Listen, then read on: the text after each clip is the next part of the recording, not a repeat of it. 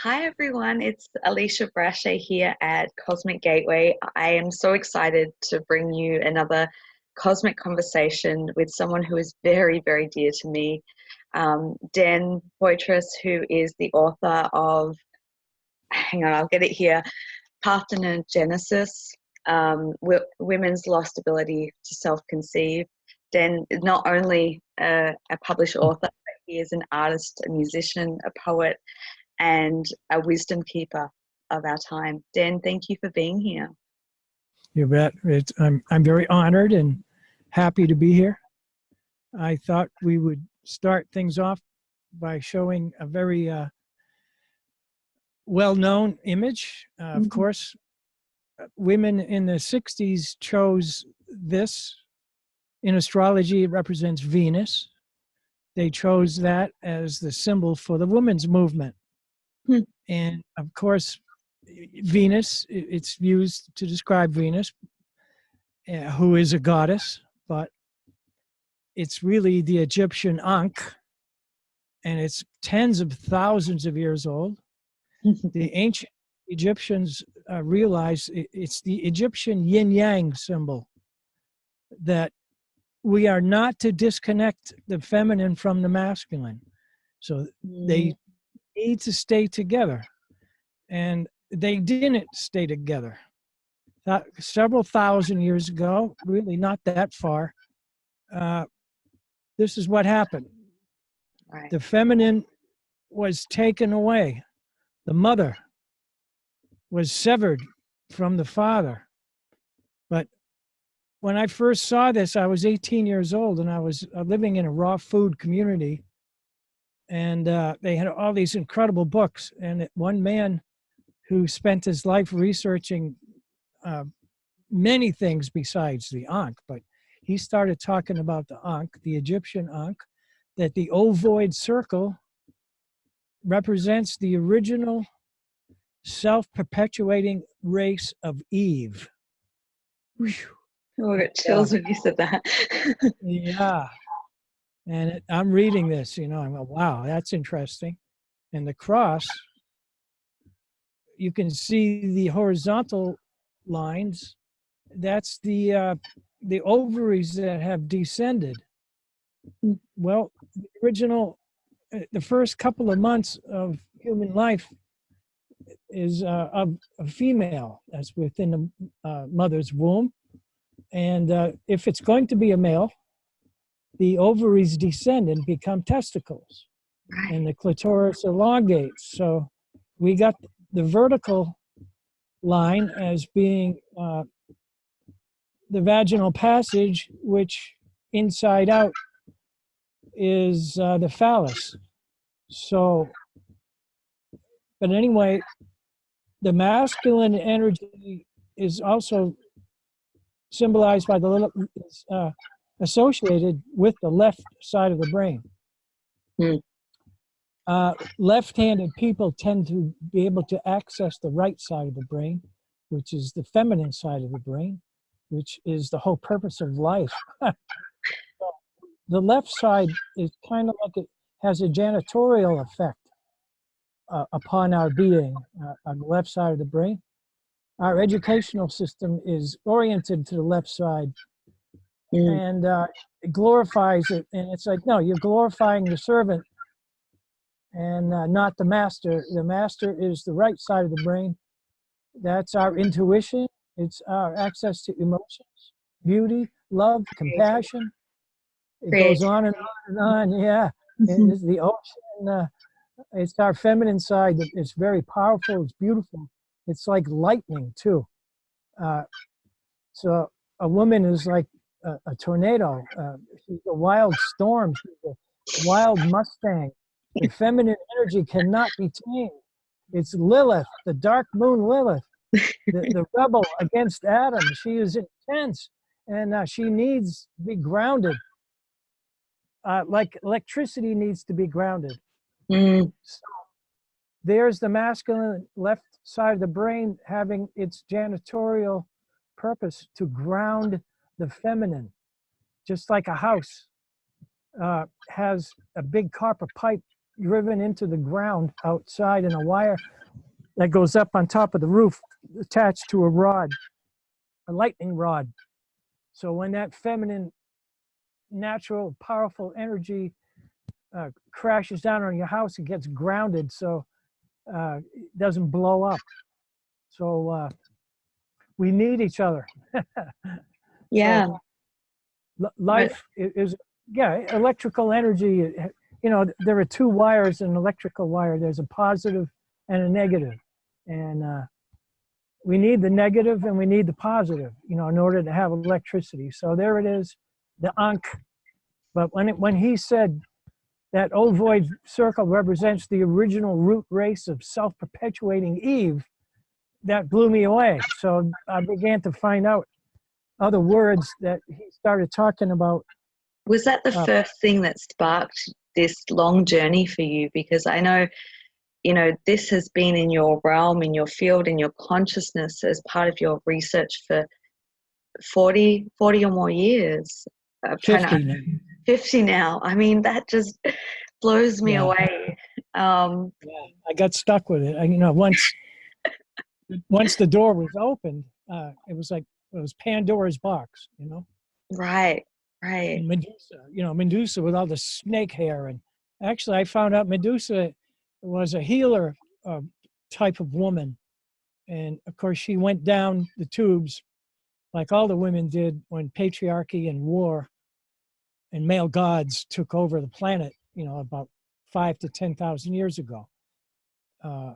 Before that, it's a whole nother story. We had matriarchy, which they didn't even call matriarchy. It's just people living close to the earth. And basically, women made the major decisions for the village, for the family, for the tribe. And men participated in the decision making, but it was mostly, it had to be passed through the wise women. And all the tribal people, indigenous people practice that all over the planet. But anyway, that's generalization. But we went through a lot of garbage in the last 10,000 years because of war and men taking over. Yeah, so there's certainly been that descension process and a lot of darkness on the planet that now, I guess, you know, to look out at the outside world, there seems to be a lot of chaos, but you know, from my perspective, it's just bringing that balance, that equilibrium, that harmony back. But to get there, we've kind of got to purge and release what has been, you know, so we don't repeat cycles. Yeah, please. I know some anthropologists and historians say, well, you know, everything was matriarchal and we had to evolve.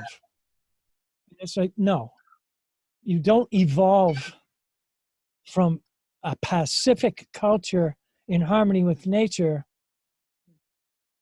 where there's no war and you're living in balance with nature. You don't evolve into a war culture where we kill and destroy women and nature. That's not evolution.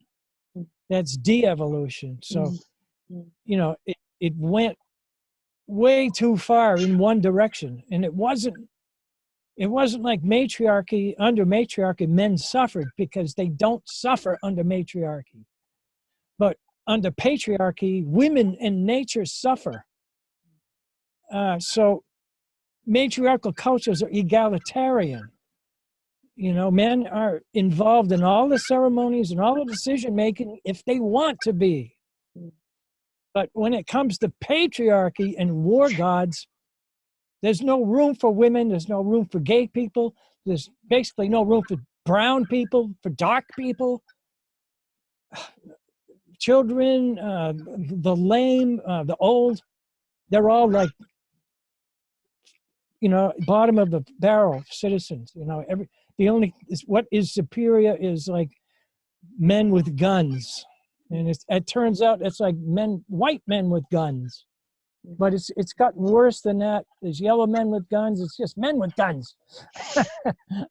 And Dan, I know we've had conversations before, but I often wonder what your past lives have entailed that's brought, you know, this wisdom, this knowledge, and this feel and this passion that that maybe you have. let me get this out, and I'll probably feel better.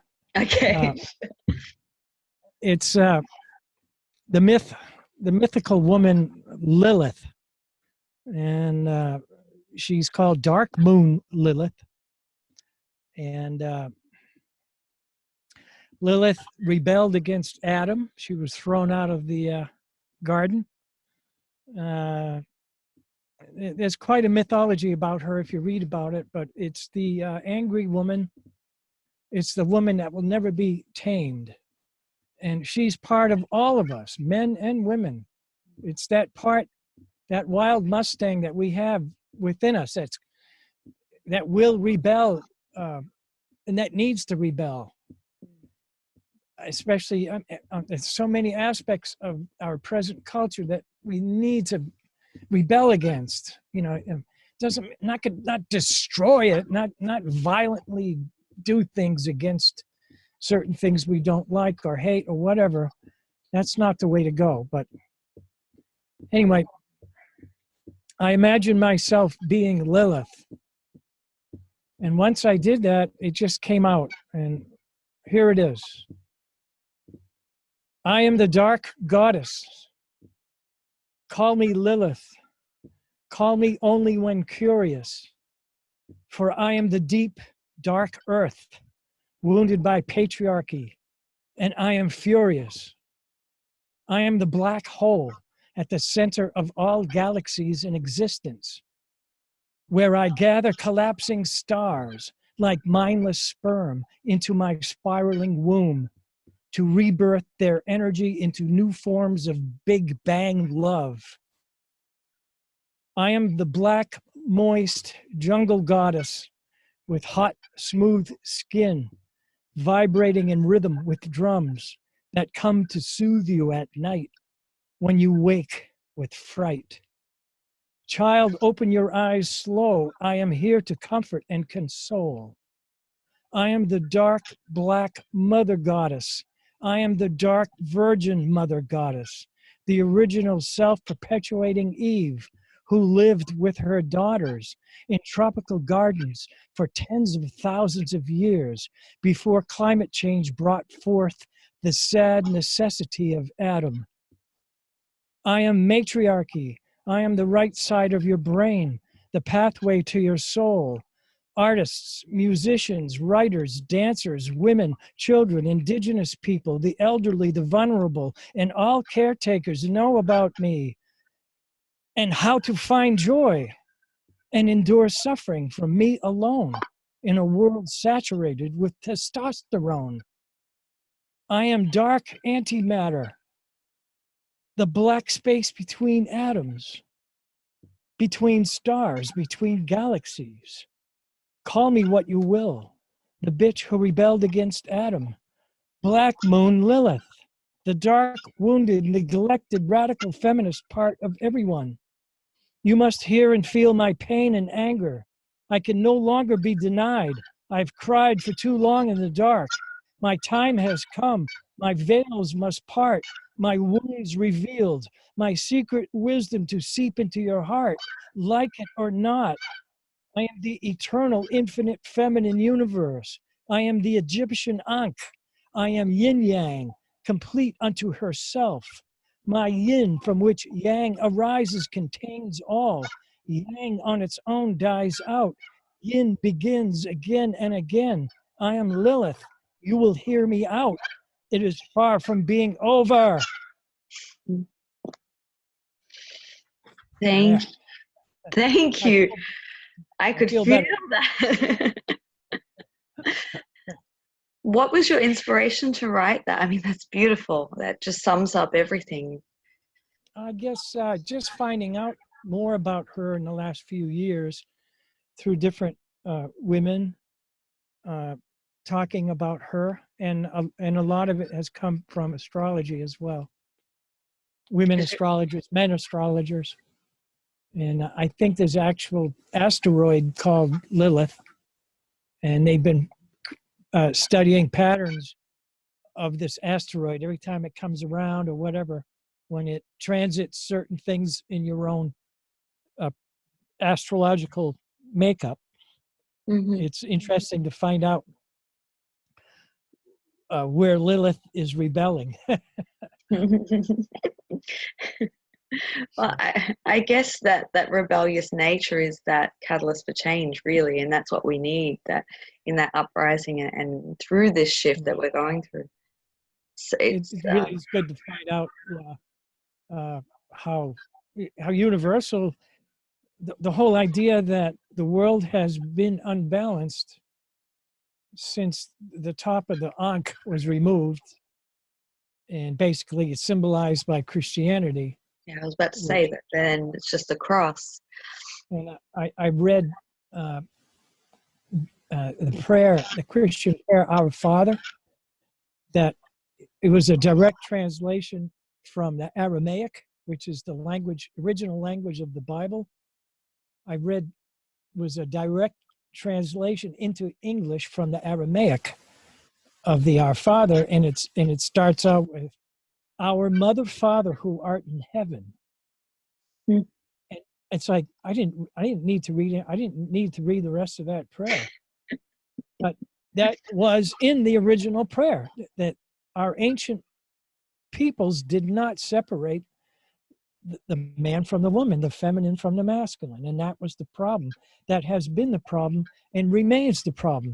Men have too much freaking power and too much violence, and they got this excuse that there's always going to be war. And John Lennon said that a long time ago. It's our choice. We can give peace a chance. We can stop war right now if we fucking wanted to.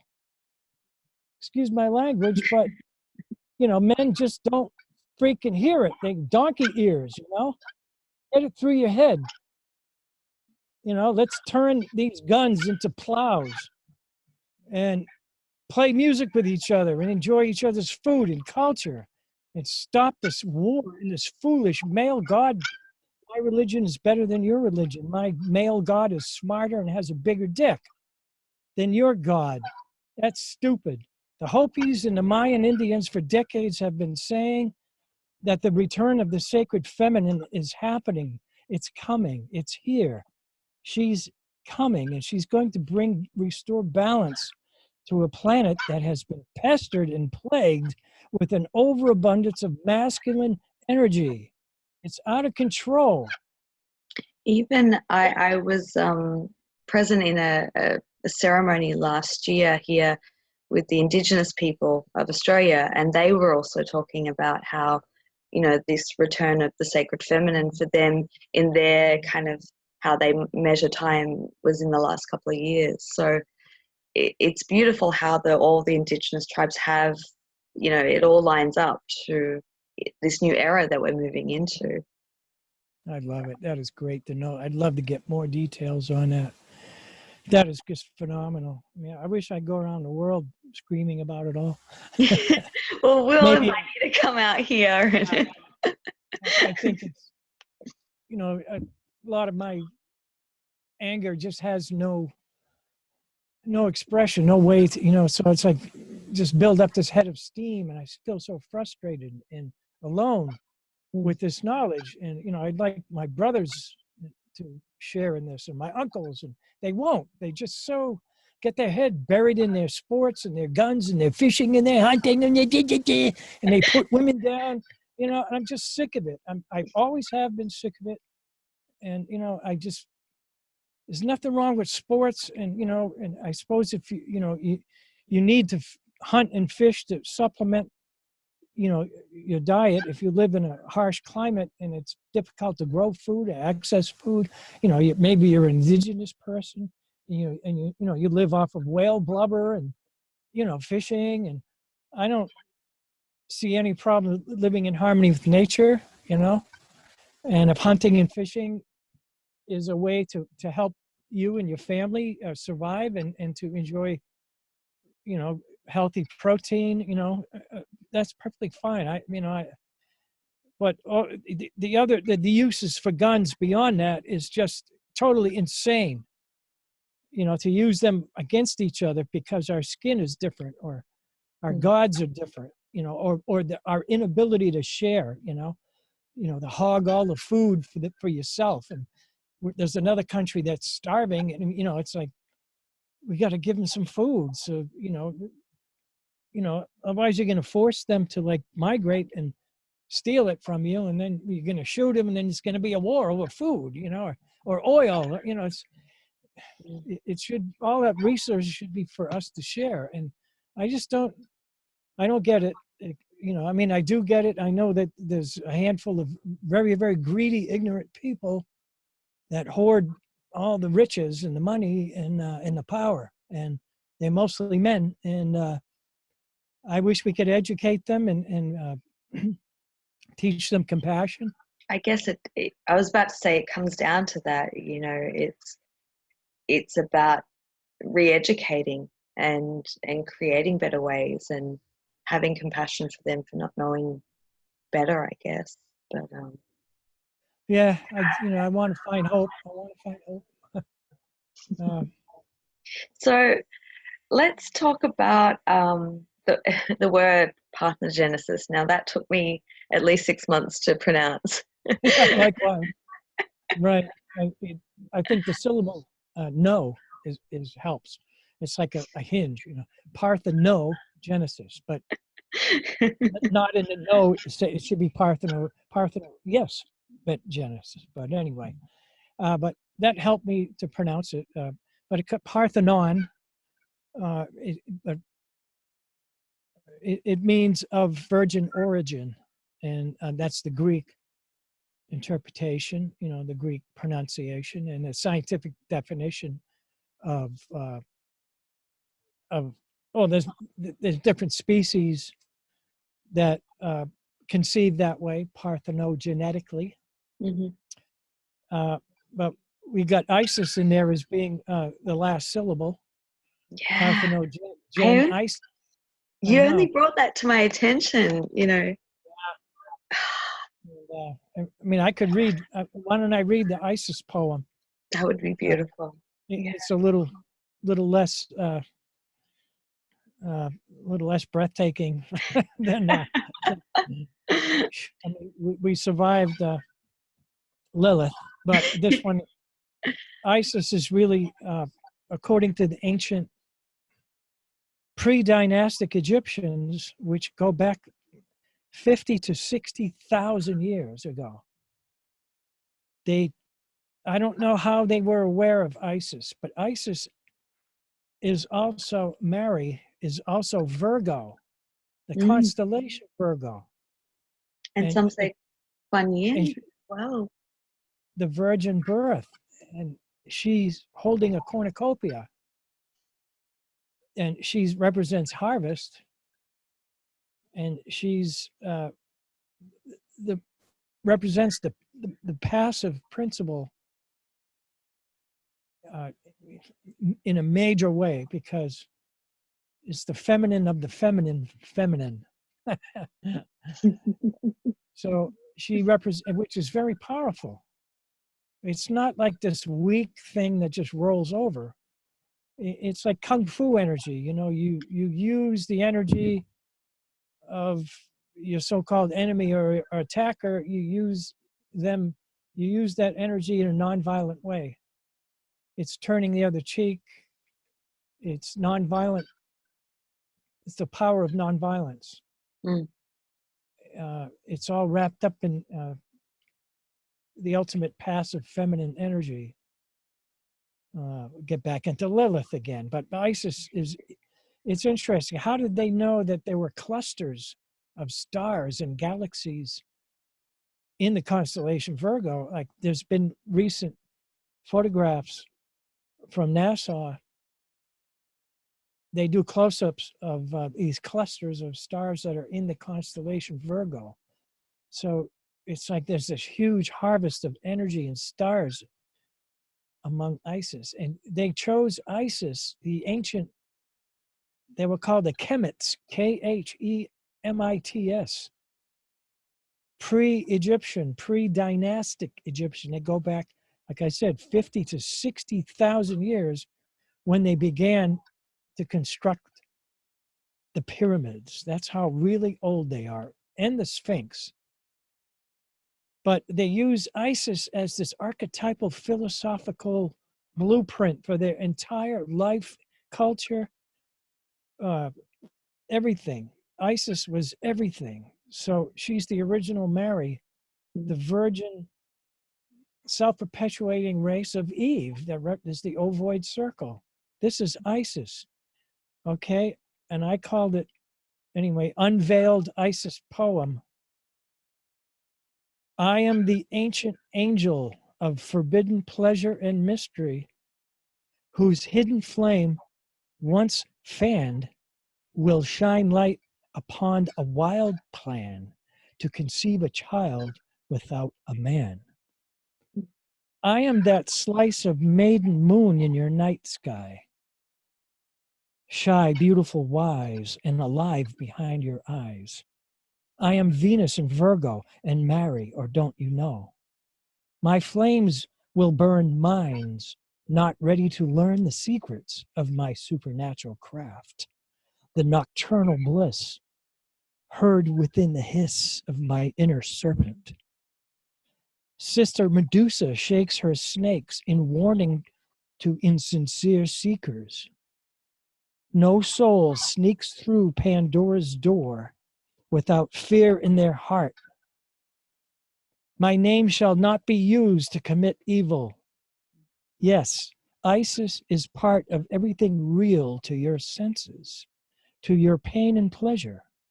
Yes, I am your trap, your precious treasure, your path on earth to the sacred feminine, to everything female unveiled, the fantastic keys to heaven in the crypts of pre-dynastic Egypt.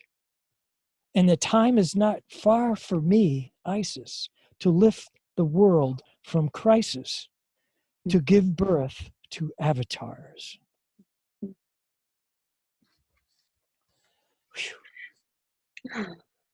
That's gonna get me every time. Thank you. There's such power and passion in that. Thank you for sharing it. It's wonderful. I fervently believe that I absolutely understand the soul of woman, of the feminine.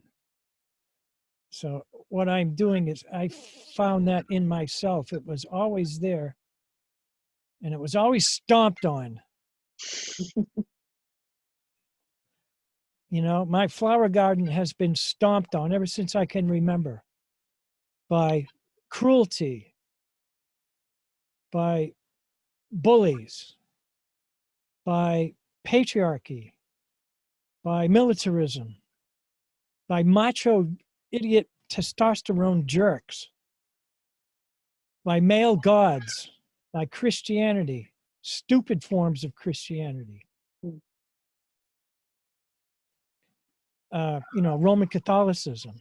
But nevertheless, I found out a lot about ancient Christianity that gives a much different view of everything that I was exposed to.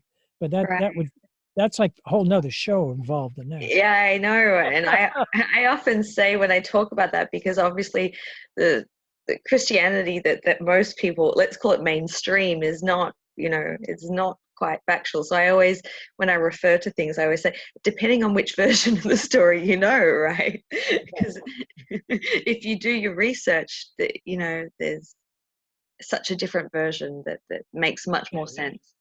There is. Oh, it's mind-blowing. The best source, I think, for it is it's a series of books written by this man called Edmund Bordeaux Zicali. And he was a Jesuit monk, Catholic Jesuit monk in the 40s and 50s. And he got permission from the Vatican to translate very precious sets of scrolls on papyrus written centuries ago by the Essenes, but also by other people, and many of them matched the writings that were found in the Dead Sea area that have to do with what I believe and what he acknowledged as the original Christian community were the Essenes that lived by the Dead Sea. They had a celibate community as well as married couples, and they would take in, they would adopt children, but there was a whole medical thing going on. They were healers. The whole purpose for their community was to heal people. Many of them were dropouts from Rome who had all kinds of like viruses in their gut from eating unclean meat and drinking too much wine and eating and cavorting and breaking the laws of nature and becoming ill. And their idea of Satan is Satan was not an entity, was not a person, was not a creature, was not even a force. It was Satan is what happens to you when you break the laws of the earthly mother. He did these translations that the Essenes practiced communions with the angels of water, the angel of sunshine, the angel of air, and our Heavenly Father. It represents like wisdom and like intellectual mind consciousness. And then, but you can't get there unless you obey the laws of the earthly mother. And so they had this Essene fast. People that wanted to join the community had to spend 7 days in the wilderness among the angels of water and sunshine and air. And it's pretty interesting, the Essene fast. You had to go through that, and you had to be alone and to, oh, it's just amazing the details that this man translated from these scrolls. And also he gave the recipe for the communion, which was wheat seeds that were ground. Well, first of all, the wheat seeds was embraced with the angel of water, and that would cause the seed to sprout, the life to quicken within the seed and sprout. And then it was put, of course, it's drained, and then it's put with the angel of air, and that causes the sprout to grow even more. And then it's ground up on a stone and into this mush, and you put it with the angel of sunshine, or probably put it with the angel of sunshine before you grind it. So that would bring some chlorophyll into it. And anyway, you take these sprouted wheat and you grind them on a stone, and then you like put it in your palms. Let's see, like that, you know. I'll try to get the camera going. Put it in your palms like a wad of this mush, and then it comes out round and kind of puffy, and then you put it on a stone, and the angel of sunshine bleaches it white, and you could live off of that. So that was the body of Christ, as Jesus came from the Essenes. Mary and Hannah, and even Hannah or Anna was Mary's mother, but was Hannah or Anna's mother had a vision that she was going to give birth to her daughter who was going to give birth. So Anna gave birth to Mary parthenogenetically. And Hannah also knew that Mary was going to give birth parthenogenetically, but she was going to give birth to a male, which does happen. Although the highest expression of parthenogenesis is the female will give birth to another female. But when it becomes in the human realm, actually there's a species of Komodo dragons about 2 years ago on an island in the Galapagos where there was no males present on one of the little islands there. And the female gave birth to males all by itself, parthenogenetically. And there was a species of snake that also gave birth to a male parthenogenetically. And before these were recorded births happened, the scientific community said, oh no, it's impossible. Only females are born through parthenogenesis. Well, guess what? You know, we broke your little male-dominated, circle of lies, okay? Because women have this long-lost ability, and it is a long-lost ability. I mean, I could think that would probably be the first thing to go in a patriarchal military takeover of a Pacific matriarchal culture would be parthenogenesis. It's, oh no, that's got to go. Whoever's practicing that has got to go. And it was interesting. I was, oh God, yeah, I'm going to tell you this is funny. There's this black lesbian woman who is on Facebook, and I don't know, I saw one of her videos. She puts a camera on her dashboard and she drives out into the country and she just streams consciousness. She yells at the patriarchy. She yells at her sisters for not worshiping the dick. It's not worth it. Most of these men are liars and cheaters and assholes, and and yeah, I mean, I can understand. Not all men are that way, No. but by any means. And she's actually not saying that either. She actually, but she's like screaming, and I love it. I love all the stuff she's saying, and it's funny. And there I'm chatting with her, and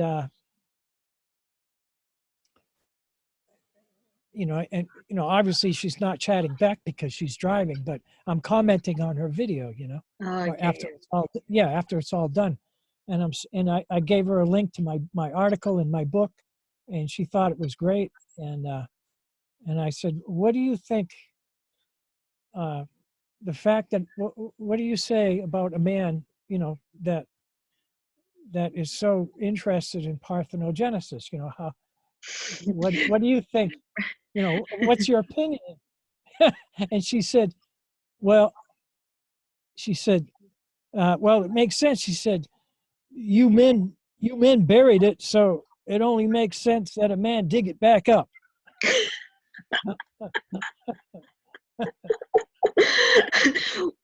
I guess that's one way of looking. I thought that is so cool. Yeah, it's only right that a man dig it back up, because you the men, you guys buried it, So I thought, wow, that makes sense. Other people have told me, said, Dennis, I'm glad that you wrote this book and not a woman wrote the book. Right. Because it's like that, it gives that much more, wood to the fire of hatred toward women, and it's like, I think that's, I don't hate men. I mean, I play music with men. I love men. I love my brother. I was so close to my dad growing up. It just almost destroyed me when he died, because he was a comedian and a musician and a storyteller and a hard worker. He never beat any of us kids up. He never smacked my mother around. He never missed a day of work because of drinking. He never got in a car accident, or he never got a ticket for driving under the influence. And he always paid the bills, and he played the hell out of a violin, and he was just the best, So I have nothing against men. I love Gandhi and Martin Luther King, and I like playoff games once in a while, like when the big Super Bowl thing, with the, I'm from New England and it's the Patriots that keep winning the Super Bowl, and it's fun to watch something like that, because a lot of effort has gone into all of these guys who are working, so hard all these years to get into these big things, and I like to watch it with my brother. So I watch once a year, that's my, donation toward the overabundance of testosterone. I think sports is a great, is a great way to burn off testosterone. So much better than war and racism and violence and, mass shootings and, murder and, testosterone. Jen, I want to go back to a point that you made about what the comment that the lady said about, well, you men buried it, so you men should dig it back up. And Yeah. What really, what made me reconnect with you, because obviously we've known each other for a few years now, and what sort of comes to mind is that I think you have such an important role in this, and it's what I refer to as, wisdom holders or keepers, who kind of carry this information through lifetime after lifetime, and and bring it back to the world when the time is right. And I have such immense gratitude for you and your work, and I say that from a real personal level, because going through my own experience of trying to make sense of what I was going through in terms of my conception and pregnancy, and I had no answers, and I literally was about to deem myself crazy and give up. And I set an intention, and I said to the universe, okay, I'm going to try one last time. And I don't know what words key search I used, and I found your article. And, so that's how we connected. And I sat there in tears, because it was like, that was the validation I was looking for. That was the piece of information I was seeking. And it just so happened that your email was at the bottom of that. And I emailed you, and you responded within 10 minutes. And, yeah. That day changed my life, and I have so much gratitude, not just for that moment that changed my life and helped support me in a time of need, but what you do to bring this work and back to the world. And I think the fierceness that you carry potentially is that fierceness that you've lifetime after lifetime had to ward off and fight and be furious to keep this sacred knowledge and wisdom, so that you could bring it back Right. to the world. And that's why I see with you in your 50 years, you held that in your essence to bring it back to the world. Wow. It's giving me the chills that you're saying that. Good. What it's putting me in line with is it's another poem. It's about the temple Hathor. Mm-hmm. It's in Dendera, south of the Great Pyramid in Egypt.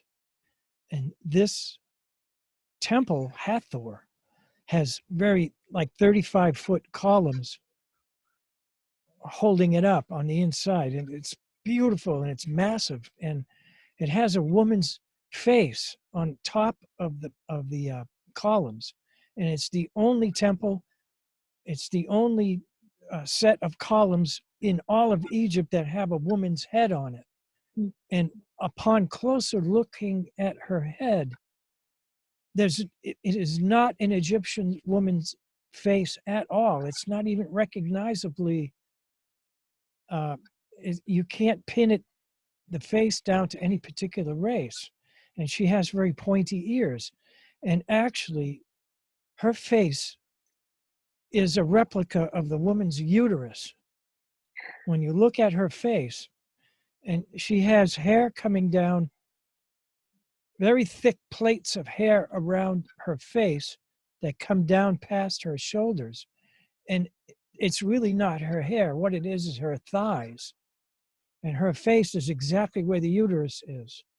So if you look up statue of Hathor, you'll see that.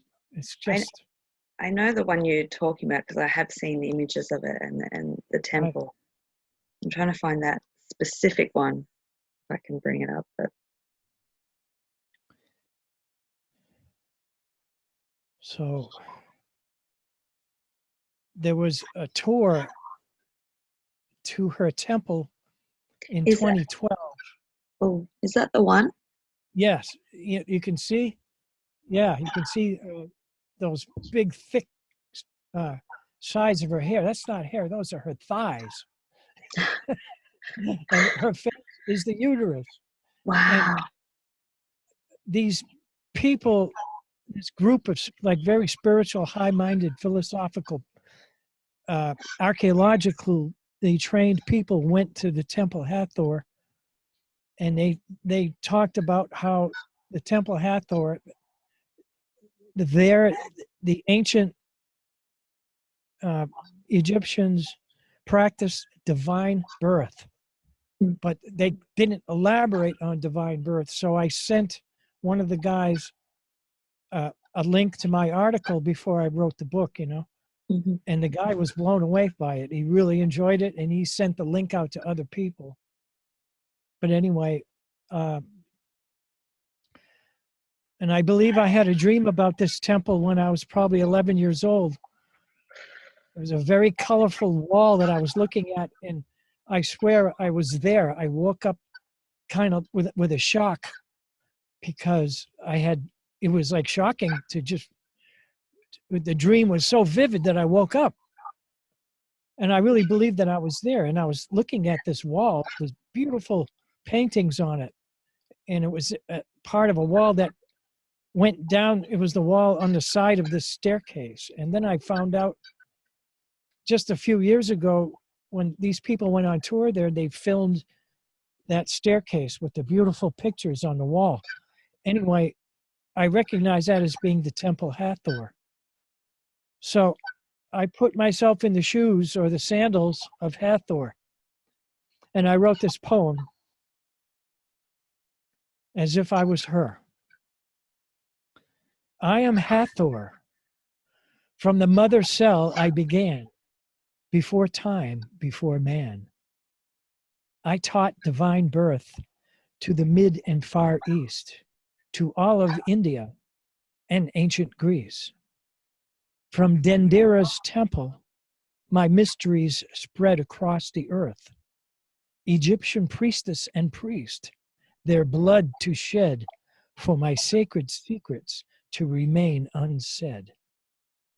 The tantric feasts of deep love conceived children gifted with the peace of heaven's wisdom. This knowledge from above was much to protect from the beasts of war and patriarchy, who in the end will fail as their serpents eat their tails. My daughters' daughters, and theirs in turn, will shout out loud what they relearn about the immortal root race of Eve and her primordial ability to self-conceive. So what they also, in other literature about the Temple Hathor, that was recorded by, I think, a Greek historian hundreds of years ago. He said that priestesses and priests of the Temple Hathor died under torture rather than to give up the secrets of what they practiced in the Temple Hathor. They didn't want to tell the secrets of parthenogenesis and how they conceive children, because it can be done through tantric. I wanted to bring that in too, because I see from my research or my understanding, I do see a difference between parthenogenesis and what I call interdimensional conception. I don't, I see that for some people there's this tantric practice that requires both male and female to come into energy alignment that can conceive without, physical penetration. But then you also have this, parthenogenesis, which is this self-conception. And so, obviously this is a topic that we could go on for hours. Right. And yeah. I think we're only starting to scratch the surface to understand, is there a difference to it, or is it, I've heard so many personal accounts, obviously, in the very few years that I've been researching, but trying to gain stories, and they all have common threads, and there's either there's an awareness of a partner energetically, or there's this merging with the divine light. It always kind of comes through after a heightened spiritual awakening or awareness, or I know exactly. Yeah. The heights that you can reach through meditation, through I suppose dancing in a state of bliss. I mean, you could have some help by natural means, maybe a psilocybin mushroom, or I think in ancient Greek priestesses using mead wine, which is very low alcohol content, but it might be enough to get you into a state of ecstasy, like through vigorous dancing and, maybe pre-fasting and then dancing into a trance for hours and hours when you're ovulating. There's so many possibilities. There's, of course, lesbian union. Thank you. I wanted to bring this up because I'm starting to scratch the surface of this in my work of same-sex couples or women. I don't know how it would work for men. You might remember in my book, there was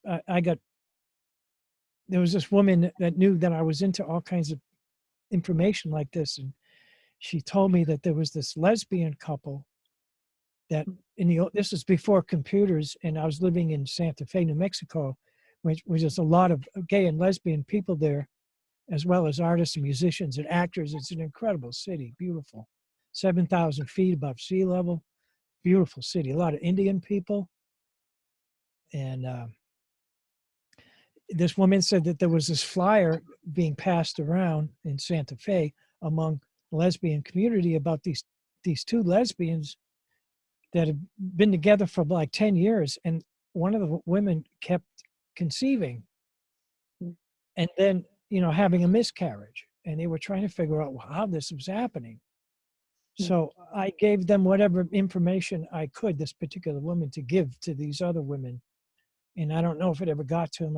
It's just one of those things, but I thought that was interesting, and but it makes sense. And then some of the ancient matriarchal cultures that Maria Gombudas has studied, she talks about how parthenogenesis is a theme that's very common and that came up over and over again in her studies of matriarchal cultures. And they had a lot of clay objects that were very phallic looking.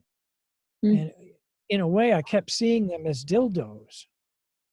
I mean, a woman can bring herself into a state of sexual ecstasy while she's ovulating. Maybe she could conceive that way. I mean, there's a lot of possibilities here, but the whole purpose, which I think, this quote, I can't help, this quote is so beautiful. It's like, what's the whole purpose of this? Why would a woman feel this calling, but the whole purpose, in a nutshell, so to speak, is it's a quote from this incredible astrologer named Den Poitras, and he's gone now, but just the most incredible, intuitive, highly intelligent astrologer ever. I mean, anybody who practices astrology knows this guy's name. But here's what he talks about. This is parthenogenesis in a nutshell. He says, the life force itself acts as a fecundating power. This leads the way to a creative mutation, a new product of evolution, a new type of human being who is not born from ancestors and is consequently free from the inertia and karma of mankind's past. So you get an egg to self-fertilize without the middleman, pun intended. So what do you get? You get a blueprint that is direct from the source. There's no sexual energy. Not that sexual energy is bad. There's no sexual passion involved in it. There's no crippled Y chromosomes interfering with or messing around with the woman's egg. The woman's egg is 175,000 times larger in mass than that single sperm that breaks through the exterior of the unfertilized egg during the moment of epigenesis, or the man-woman conception, the normal conception. So I'll say that again. A sperm is 175,000 times smaller than the egg. You think of the egg and how little it takes to spark fertilization. And the idea of parthenogenesis is not so far out after all. But the whole idea is, just think of that egg as being influenced absolutely directly from the source of the universe. You can call it God, goddess, whatever. So perhaps that's why a child, if it gets to be born, and if it gets to grow up and not be crucified, that it will have just a tremendous amount of talent to give to humanity. Supposedly Athena was a parthenogenetic birth woman, and she invented democracy. There's a long list of, if you Google virgin births, you're going to find long lists of men and women that were born that way, at least theoretically or mythologically or religiously. Right. And they've been the change makers of time. Sorry, I'm just grabbing bear with me, everyone. I'm grabbing my charger so we don't lose each other. Okay. Sit back down. So yeah. And I think, that truly is the purpose of why women throughout time, but what we're seeing more and more as we move through in this new age that we're moving into, that it, especially in my work and people who have connected with you since the release of your article and book, is that more women are kind of tapping into this ancient wisdom and going through wherever they are on the process. And it really is about evolution, of bringing in a new race to help humanity. I mean, that would be just so freaking amazing. What I was hoping for is that my friend Lori, although she did go to a couple of doctors to get verified that she was pregnant, I was hoping that she would get, it's a lot cheaper now. You can get a DNA test for, peanuts. I don't know, what is it, $100 or less? And that will show beyond a doubt if there was any other DNA present in the baby. So if I were a woman and I mysteriously got pregnant and I actually was able to deliver the child, I would get that done. And that's important to get it done, because that's for all the skeptics. That's for all the idiots that are out there, that are just going to give you a hard time about it. Or you can't blame them. Yeah, I can't say that they're definitely going to be idiots. That's wrong to say that. It's just normal for people to question something like that, because it's been considered, a joke for so long, with the involvement of science. But let's use science to verify this, And also, I mean, if I was a woman and I had a child, I would get the DNA done to make absolutely sure, for other people, because I would know. And it's not questioning the light, but then I would have that, and I'd have the paperwork. And then number two, I would have to get other people involved in helping me observe my child and to raise my child.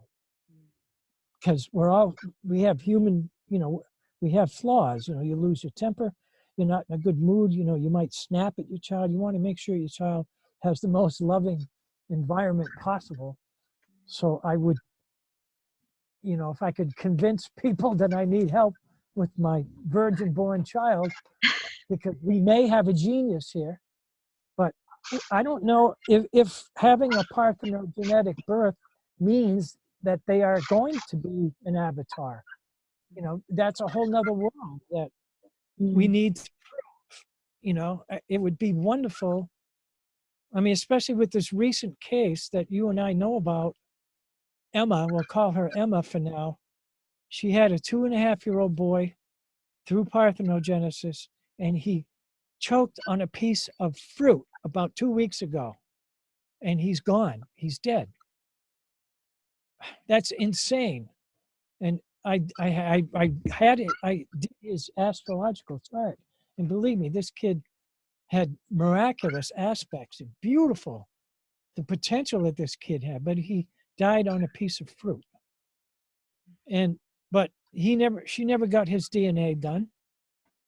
And of course he didn't live long enough for us to know if he was going to be a genius, or not. I wouldn't, so that's a whole nother world to explore. Yeah.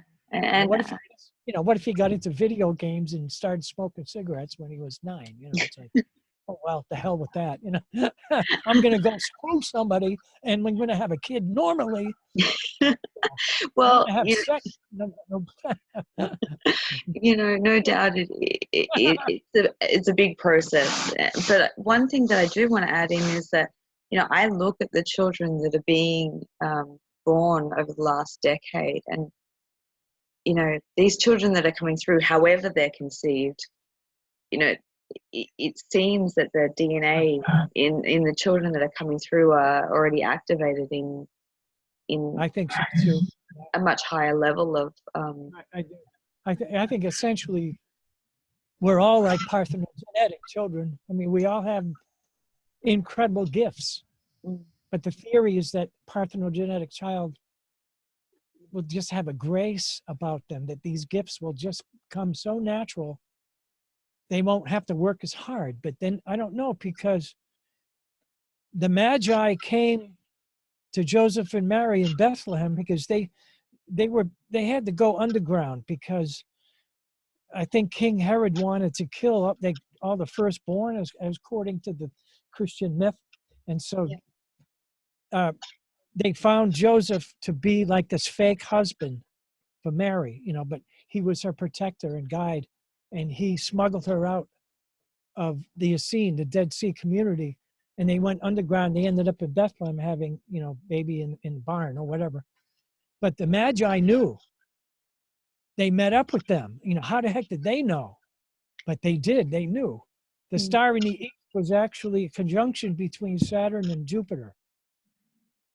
And so they wherever that conjunction took place, that's supposedly where they were going to meet up with this parthenogenetic child. And so they left their calling card. The Magi were from India, northern India. They were magicians, Magi. That's where it comes from. They left their calling card, Say, Mary, Joe, look, here's our calling card. When JC, when JC it becomes like a teenager, you're going to need some help. This kid he's going to be highly gifted because of the nature of his birth, his conception. So they brought him to India, and there's all kinds of books about Jesus being in India when he was young. Yeah. So he got trained, because all the stuff that he demonstrated in Jerusalem that got him crucified, all of that stuff was yoga stuff. I mean, he was barefoot. He wore white cotton. He was a vegetarian. He fasted a lot. He was celibate. He wasn't celibate because sex is immoral or filthy or evil. He was, when you eat small handfuls of fruit and vegetables, you automatically you're rewarded with celibacy. Your sexual energy is like sublimated. You're not so you're not so high strung. You're not full of acids. Your body is not choosing your reproductive organs to go into a state of reproduction. So your celibacy is the reward for having a very frugal diet. You talk to the yogis that practice that, and they'll tell you the same. Celibacy is the natural sublimation of the sexual energy. So, I mean, if they want to have sex, bingo, they can have it. It's not, but they're just not bothered by erections, to be frank. Yeah. It's bothered by it. I think also they understood the power in the sacred sexuality and how to use it in rituals. So it wasn't used from a primal base chakra need. So I'm sure desire. So yeah. Jesus was taught by the yogis and how to develop his ability to heal through sound, through touch, through time, and through space, through words, so he was a healer. He was a visionary, and he taught nonviolence. These are all yogic type of principles. And then he challenged Rome to, you can destroy my temple and in 3 days I'll rebuild it. And he wasn't talking about a temple, he was talking about his body. So they tortured him and they hung him on a cross.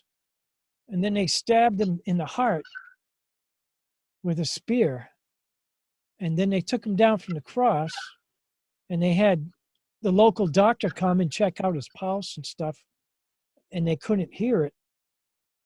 They couldn't feel it. And they said, well, he's dead. No, he's not dead. He's like one of those yogis that you bury for like 8 days, that were scientifically attested. It's happened more than once, where they have monitors, EKGs on the chest of a yogi, and he's buried in a coffin with no air, and like he's there for 8 days and nights. And they monitor his heart rate and his breathing. His heart rate goes down to like 1 beat every 60 seconds. So his heart beats once every minute, and his breath is just about non-existent. But they're monitoring it, and then after 8 days and nights, they dig him back up, they take him back out, they open up the coffin, and he's like purple, but slowly his color comes back, his heart rate increases, and his breathing turns normal, and he's perfectly healthy. So it's like Jesus learned that trick. They thought he was dead. No, they put him in in a tomb. He got out of the tomb, and he said, look, I'm here in the flesh and blood. According to Edgar Cayce, did you ever read Edgar Cayce? He's America's sleeping prophet. Yeah. In one of his readings, he said that Jesus survived the crucifixion. They smuggled him out, and he lived in the wilderness until he was like 70-something years old as a teacher. And he never married, he never had children. This Magdalene stuff, bullshit. People like to think, no. He lived as a vegetarian celibate yogi in the wilderness as a teacher, but he died relatively young in his 70s because he was mortally wounded, and you could only recover so much. His body, some of the Essenes lived to be 150 years or older in the Essene community, the celibates that were living on handfuls of communion. And they didn't drink fermented wine, they drank unfermented grape juice. That was the blood of Jesus. So when Jesus had the Last Supper, he said, if you want to be like me, then all you have to do is live like an Essene. You can eat the living Essene bread, which is alive. It's not been baked to death in an oven. It's living bread made out of sprouts. So it's sprouted bread. And then you drink unfermented grape juice. And they got books called like the Grape Cure. It shows you how powerful organic grape juice when it's fresh. It's, it just about restores your whole bloodstream, It's incredible. So you could live on unfermented grape juice and the communion, and commune with the angels of water and sunshine and air, and that's the obey the laws of your earthly mother. So you can enjoy the cosmic consciousness of the Heavenly Father. So that's what the Essenes were all about. And Moses had a part to play in teaching the diet from Egypt and the secrets of parthenogenesis from the Temple Hathor. He taught the Essenes about that. He brought the living food diet that Hippocrates, the father of Western medicine, his motto, like the Essenes' motto, was life comes only from life. Hippocrates taught a clean diet of fruits and nuts and vegetables, just like Moses brought that to the Essenes. But along with that knowledge came parthenogenesis. And the Greeks learned parthenogenesis and diet from the Egyptians. There's many, many instances of Plato and other great scholars that made many trips to Egypt. And the Greek priestesses practiced parthenogenesis. And Margaret Rigolosio's 2 books, The Cult of, what is it? The Cult of, I can't think of it at the moment. I can't think of it either. The Cult of Divine Birth in Ancient Greece and Virgin Goddess Mothers of Antiquity. Yeah. And she's an incredibly meticulous scholar that spent 14 years writing these 2 books and showing over and over again how the Greek priestesses practiced parthenogenesis. So it's really, it is sprinkled all throughout history. If her story, yeah. Her story. Yeah. Her story. We're starting to hear her story. I think we're pretty fed up with his freaking story. I'm sick of it, and it's all about battles and war. War. Who won this? Who won that? Who was the more evil empire? I'm so sick to death of it, and it's killing us all, and it's killing this planet. Stupid mentality. I mean, why would aliens want anything to do with this stupid planet except to try to help it? But there's definitely a lot of support. Really, I come here as an alien and observe it and go, wow, these human beings are fighting against each other all the time. They're raping their progenitors, their women, and in their young girls, and murdering them and keeping them subjected to all kinds of violence. And they're ruining the planet. Should we even bother with these creeps? I'm getting out of here. What can we teach them? They're going to take our technology and make more weapons with it, So we have to hide our technology, our crafts, because they're not ready for more knowledge, I think they're going to have, it's just, I think that there's a lot of support here, and I think there's just this time when we have to have a raised level of consciousness to be able to take in the technology, which is already here and is available. But we have to be in a more serene state, I guess, as a collective to be able to access that. But, I think that there's this, through all that destruction, there is this beautiful dialogue that is emerging, that is shifting, that is changing. That's through these children that are wanting to come through. And, there's been a rapid increase in the last couple of years that shows that there is this readiness. It's just the energy on the planet, it just has to shift and I think that these children coming in are helping that process. At least that's my theory. I certainly, it's, it brings a beautiful dialogue of hope and in the chaos. And I do have my daughter. I have a 23-year-old daughter that living in Northern California right now, and her heart is set on living in Hawaii, and she definitely embodies a lot of the new way, that there's hope. She gives me a lot of hope for this planet. And she's extraordinarily beautiful in her inner world and her outer appearance. It's extraordinary. And so Then can I just say, contributed something to the planet there a little bit. Absolutely. And I just want to say that because I often see, people in your age group, because I think you were born the same year as my father. And I'm turning 69 in a couple of months. Yeah. Oh, okay. Well, the same age group. What a great age. But I often admire you because and the people that came through in your generation, because you've been on the planet a lot longer holding this torch, and it would be tiring, it would be frustrating, it would be I see you guys that came in as that seeds to spark that would that ripple effect through the the children that you bring through, and then each what's the word I'm looking for? Each generation that comes after brings more light, more hope. Yeah. But it's certainly been a tiring, frustrating journey for the. I know.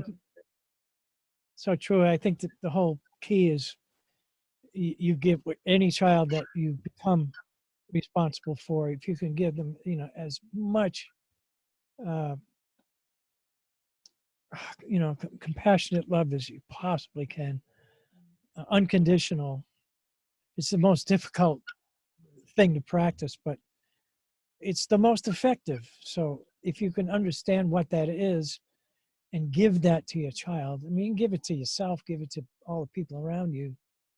It's like nobody in my circle has to meet, ideally, anything. They don't have to meet any level of any standard that I have. That every creature is deserving of love, and if we can practice that, but especially with your own child, because you're forced to, you have a child, you're responsible, and they get off the beaten path and you got to bring them back. You got to do it with as much love as possible. Not easy. It's tricky, but if you can do it, it does pay off. And I think that's how we can make improvements, for the future, because then they'll practice that. And in the end, that's what really counts, And, it's funny, I'm as interested in that moment of conception, especially through parthenogenesis, as I am in near-death experiences. So it's like birth and death are very, very important in my life. I've read hundreds and hundreds of near-death experiences, book after book after book. I can't get enough of them, You know what, Den, you're going to love this, but in some of the cases that I've known about over the years, I know a handful who actually conceived during a near-death experience. Oh, gee. Wow. Well, there's one in my book.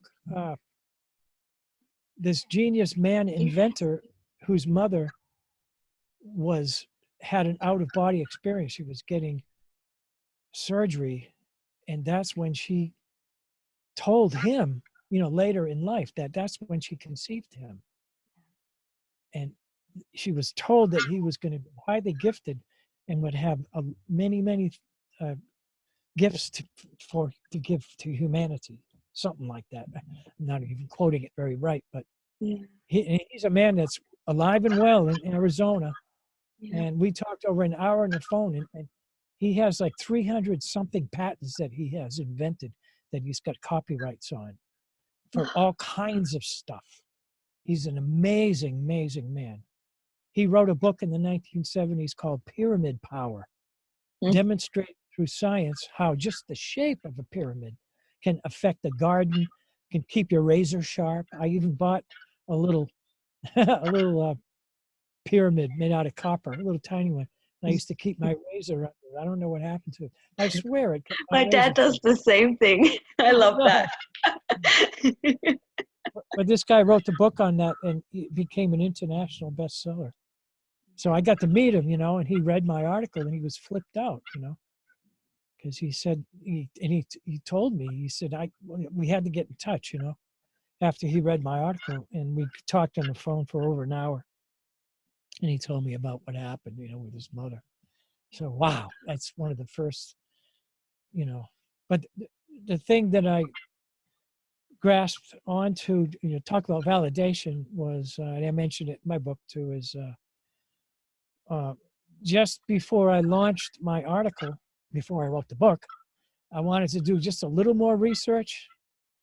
And that's how I got in touch with Margaret Rigolosio. She had just published her book. It was an 1.5-hour interview, that was on a Blog Talk radio thing. And I listened to the whole thing, and I was in tears. And I wrote to the people, I said, is there any way I can get in touch with Margaret? And they passed it on to her. And she wrote back and says, yes, you can reach me here. So I wrote to her, this very intense email, just 3 or 4 paragraphs, And then she wrote back, and then we were on the phone. And then there I am weeping on the phone. Because at that point, it was 40 years that I basically was alone with this information. So I was breaking down, and I got her books, and I read them, and then I met her in person, because she was in California. Anyway, she came out to the East Coast here in America, and was going to meet family or friend. And she said, why don't we get together at a coffee shop, and we did. We talked for like 4 hours. And again, I was in tears. And she was asking, why you, Dennis? And I said, I couldn't answer. It was 40 years ago. I started tapping into this knowledge, this information, and I couldn't drop it. I kept meeting people or finding other books or whatever, anecdotes that kept appearing, verifying over and over again that this is a real type of thing.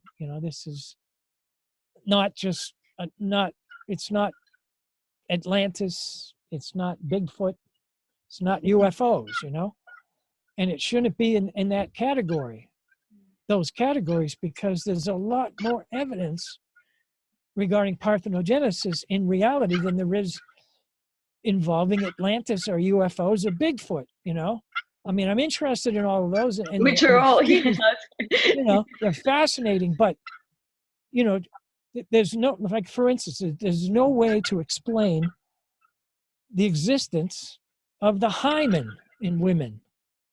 There's only one species of whale that has a hymen, and in that instance, it's to keep seawater out of their womb. Now, women are not mermaids, and they're not swimming all the time, so they don't need a hymen. It's the only mammal. Woman is the only mammal that has a hymen, except for that whale, because the whales are mammals as well. And in my book, I'm asking people, if anyone has an explanation, doctors, scientists, I don't care who, give me a reason why hymen exists. And, I said, well, I mean, you can make jokes about it if you want, and that's okay. But please don't send me any jokes. I want to know, and I looked it up, and biologists will say, oh, blah blah blah blah. I really don't know. Scientists, doctors, blah blah blah. Well, I don't know. It's a mystery. Well, it's a mystery. To me, it's nature saying, there's another way to reproduce. And she's preferring the other way. And because, I don't know, that's what it's saying to me. And so maybe those phallic type of clay and stone things that Maria Gimbutas found in those ancient matriarchal cultures, maybe they were around to break the hymen. I don't know. I don't know. I just, it's just weird. But I also heard about women that have had sex when they were very young and their husband died or something, and then like they find themselves like in their 70s and they're growing their hymen back. I've heard of that. I thought that was interesting. But there's no really known reason for it. But I think it suggests nature is saying that she would prefer to conceive a higher way, you know. So the whole thing points also, which we haven't touched on, if we go back to the original root race of self-perpetuating Eve. All right, here's a scenario, right? What these parthenogenetic women come to this planet 4.6 million years ago. They land on this planet. There's no humans yet. There's monkeys. I don't know. Did they found out they maybe created these beautiful gardens, you know? Maybe they had plants from their civilization and they planted, and they had these beautiful fruitarian gardens that they planted, but they just chewed the fruit and then spit it out, spit the pulp out. They were mostly breatharians. Mm.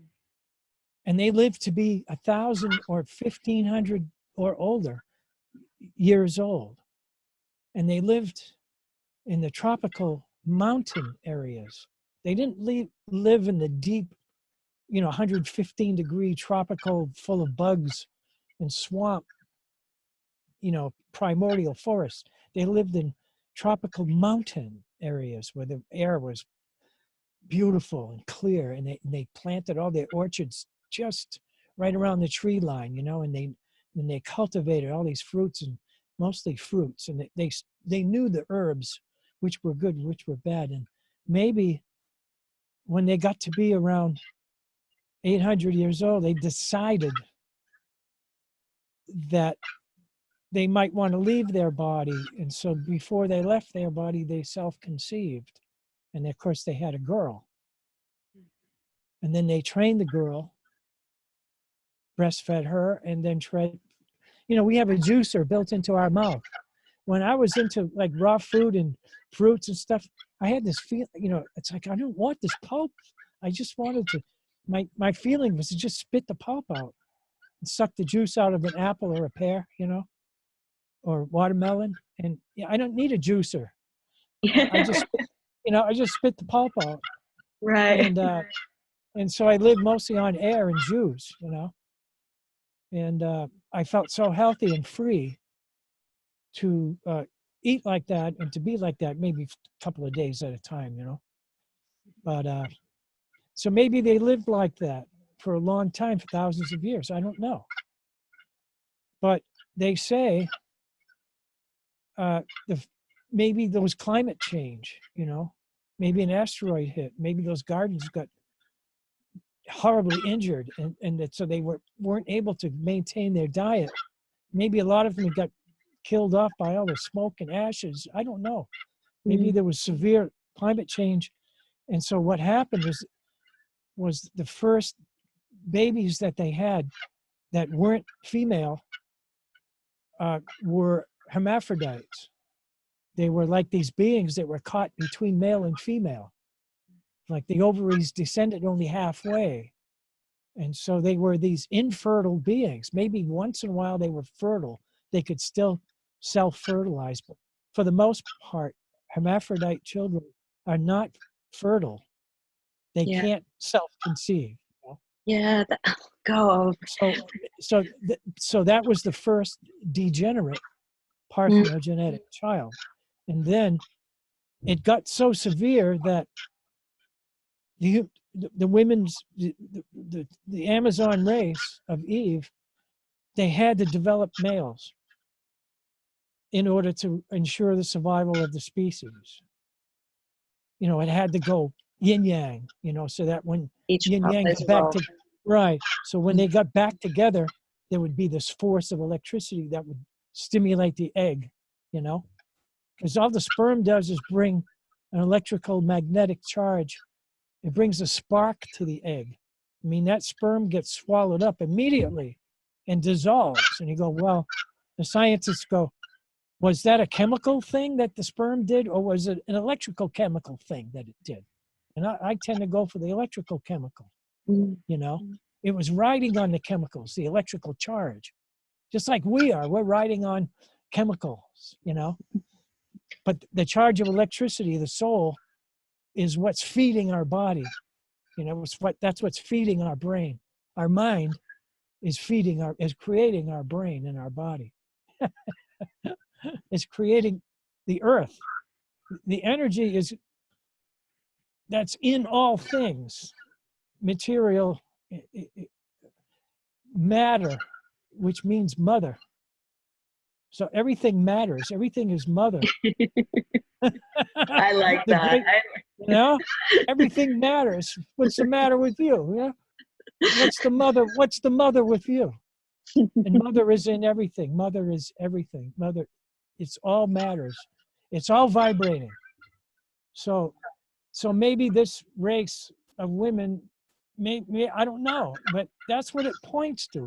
Parthenogenesis points to a point originally where the human race was a race of Amazon and Eves that were self-perpetuating, but they were mostly breatharians. I mean, there's a breatharian page on Facebook. It's unbelievable. You know, you type in breatharians on Facebook, and there's all of these people that are going 6 months, a year, 2 years, 3 years on no solid food, and they're all helping each other. And they're telling their stories. It's interesting to bring that point up because it's not necessarily been a path of mine. I've been kind of vegetarian and raw, and I've changed up. And for me, it's what a balanced diet and what my body asks for. But I know going through this experience, this pregnancy, I've had less desire to eat food than I ever have before. I can go days, weeks, basically on water because my body's not craving it because it's taking in so much light. And then it will change, and then I'll have intense hunger, but it's certainly changed a lot for me. And that's great. Excellent. Yeah, that's nice. I mean, it's more than nice. I can't find the words, but the fact that you know that and you can respond to it and you can do it is just a great thing. You know, you're not under. You know, I'm married, and my wife and I eat. You know, and she can't imagine going, skipping one meal. And that's perfectly fine. I mean, I've always been very underweight. You know, I'm 6 feet tall, and I had a tobacco addiction, and I stopped that, thank God. And after my son died, I started smoking cigarettes, and I got into alcohol for a while, but I could never. I went to AA meetings, and I found out I'm really not an alcoholic. And I heard some of the stories, and I go, God, I never woke up and had to have a drink. I never truly blacked out. I never, did 95% of all the things that alcoholics do, So anyway, but I stopped that years ago, and I gained about 10 pounds, but which is good because 6 feet tall and I weigh 146, Still underweight for 6 feet tall. But when I'm on a diet of sprouts and wheatgrass and juices and fruit, I go down to like 115. That's my natural weight. And it's like, I got a ton of energy, but that is way too skinny. Yeah. That's too skinny. I need to be in a cave like in Tibet meditating. Nobody can look at me and get scared, But breatharian, it's a fascinating subject, how human beings can live on prana, but that's not a requirement for parthenogenesis, at all, but a state of alkalinity is, I believe, fervently in that. And there's definitely different pathways. To me, that's the proper balance. I read that a long time ago that men are not equal with women, that it's 80-20 is the formula for almost everything. That the scientists say that dark matter is what dominates the universe, and dark matter is invisible. To me, that's the negative. That's the feminine energy. That's alkalinity. That's 80%. So the universe is 80% feminine and 20% masculine, 20% positive, 80% negative. Everything derives from the feminine, from the great mother. You know, she's invisible. She's dark. She's a vacuum. She's before matter. It's the origin of matter. It's the mother's mother. And she's all over. And we get our diet, if our diet is 80% alkaline and 20% acid, we're just like an alkaline battery. We can hold the electricity being our soul, our body being the battery. And if we make our body 80% alkaline and 20% acid, then we can hold the full charge of our soul. If we screw up that balance, then our body doesn't get the what do you call it? The chi, you know, the chi, the Chinese idea of energy in the body.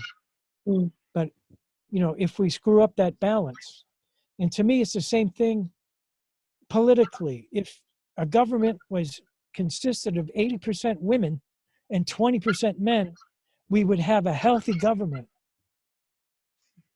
That's an interesting way of looking. Yeah. I live for that day. Now, the indigenous people, they had I've seen it. It's so common that among American Indian people, there was always the council of wise women, a group of wise women that had powers of impeachment. I mean, men made good leaders if they were held in check, you know. If their egos were held in check, they make good leaders, you know, but they can get carried away. I think that and if anyone's egos and not in check, women can fall into that pit as well. Yeah, because we don't need women that are like men, the negative type of men, to be leading a government. We need awakened women, wise women, to consist of that body, political body, you know. 20% wise men, 20 and 80% wise women.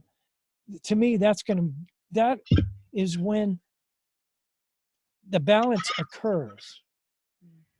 You know, just like when the body is 80% alkaline and 20% acid, then health, yin yang, is totally restored. The ankh is back, you know. I was going to say, bringing it full circle now, because you know, we're bringing our today's lecture, children, back to square one of the ankh. Oh, thank you, Den. We just solved all the problems on the planet in one conversation. I mean, that's amazing. I mean, absolutely fascinating, and we haven't even really scratched the surface in this conversation. We've I know there's more, a lot more detail. Yeah. I would love to. We'll leave it here, but you know, I'd love to have you back, and we can do part 2 or 3 or whatever it's needed. Yes. But just a massive thank you for being here and having this conversation, sharing your knowledge and your wisdom, and what I'll do in the description box below, I'll put the link where you can purchase a copy of Den's book and read his article and his contact details. I'll put his Parthenogenic Facebook page down there, so you can, you know, get in contact with him if you have an amazing story or you want to connect in some way. Yes. And of course, you know, if this has sparked something and you think that you're going through or having one of these experiences, you know, that is an area that I kind of focus on in supporting women and couples, you know, going through this. So you can contact me as well. But thank you once again, Dan. Just a wealth of knowledge and wisdom. Really, really. Oh, you too. It's just amazing. I should be interviewing you the next time.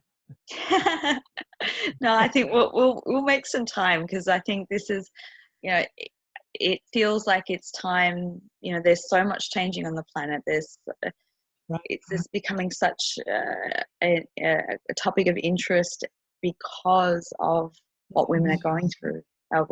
And I bring it back to the couples, because, you know, it's such a it's not just one-sided. So let's, you know, if you do have any questions, we'd love to see your comments, anything that maybe this conversation has provoked, or if you have any questions, please put them in the comment section below, and perhaps we will do round 2 and answer some questions that you might have around divine birth, parthenogenesis, anything that we've discussed. So.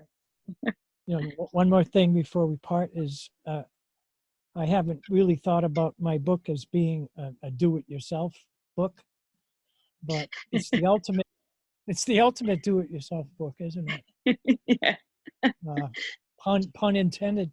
But actually, when I think about it, if you're really a keen observer, I think there's enough information in my book that a woman could actually conceive if she followed the instructions that are hidden there. You know, diet is key. A living diet is key, you know. You don't have to be a virgin either. You could have had sex in the past, but you will be a virgin, you know, again, just by getting into a living food diet and alkalizing your system. And then after that, I don't know. I mean, you have to know about ovulation, the whole mystery of menstruation too, of how menstruation often disappears in women athletes and fruitarian and women, and that's something to consider. That might be a very vital part that leads to parthenogenesis, because all that energy that gets spilled out in menstruation gets recycled in a healthy way.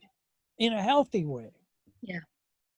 It's not to be done on a toxic diet. You know, toxic diet needs the release of menstruation. And anyway, that's a whole topic that is extremely well, maybe we could pick up next time and carry on from there. So very fascinating. It's controversial. It's filled with questions and answers, you know, and to talk straight face to women about that, the mystery of menstruation, that might be another key to the whole thing that you know, we haven't even touched on. Then there's dermoid cysts, and it goes on and on. Like, such a vast topic. But, you know, I think from my own observation and experience, it really is a communion with the divine, you know, and it is about holding frequency for some people, and it's like everything. There's not one. I don't believe that there's one path. There's one right way. You know, it's unique, and the more we can pay attention to our own intuition, you know, that's key to following that soul's journey. Yeah, exactly. It's been preordained, most likely. Right. Yeah, you might do all the technical things right, but still not be able to conceive. And then somebody out of nowhere can just conceive, you know. Very much like my own story. I mean, this was all new to me a few years ago. I had no concept, except, you know, I look back in my life and I could see that all the signs were there leading me to it, but I was not paying attention. And it was something that, it was like, wow, you know, you can look at it from one perspective, it spontaneously happened. Well, yeah, it did, but, you know, there was so much in build up and preparation to that, but it wasn't it certainly wasn't something that I was actively trying to do. So, Right. but anyway, Yeah. so so much that we can leave for the next time. Thank you once again, Den, for being here and having this conversation. And thank you everyone for watching, and we will come back with another cosmic conversation soon. Much love. Bye everyone.